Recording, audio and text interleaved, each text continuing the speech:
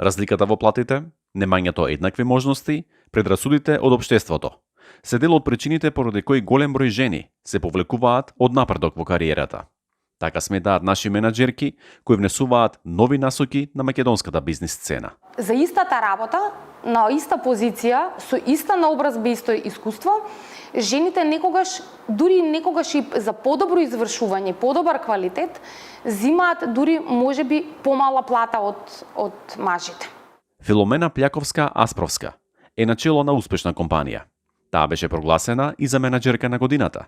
Вели дека компании кои на раководните места имаат жени, покажале 25% поголем успех. На сите треба да им бидат овозможени исти услови за работа.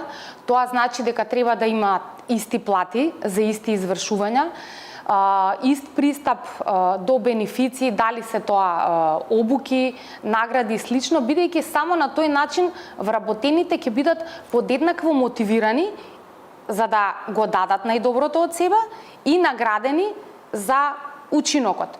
Неодамна во Скопје беше формирана и Алијанса за родова еднаквост на работните места.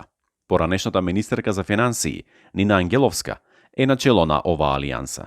Има за цел практично да им даде да представи една платформа која што ќе им даде водачка улога на самите компании да ја промовираат родовата еднаквост преку успешни примери, преку споделување на нивните искуства и преку заедничка контрибуција и придонос за напредок на ова поле.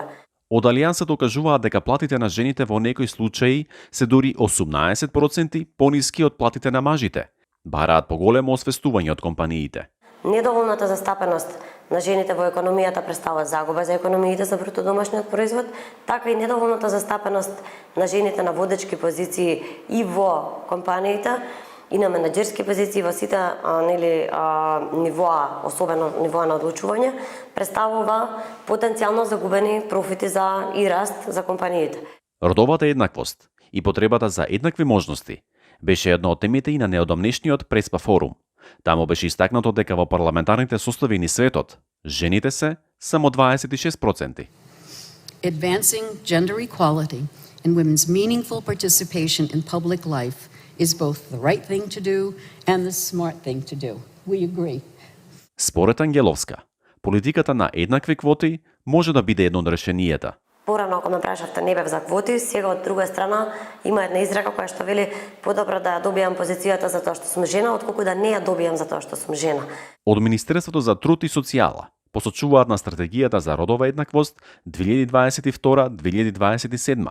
Таа е во собраниска процедура и очекуваат со оваа стратегија да се овозможи економско јакнање на жените. Советот од менаџерките пак е многу јасен. Образованието е многу важна алка и многу големо оружје за да покажеме колку можеме. Едноставно се што ќе се посака дека може да се оствари со работа. За Гласот на Америка, Тоше Огњанов.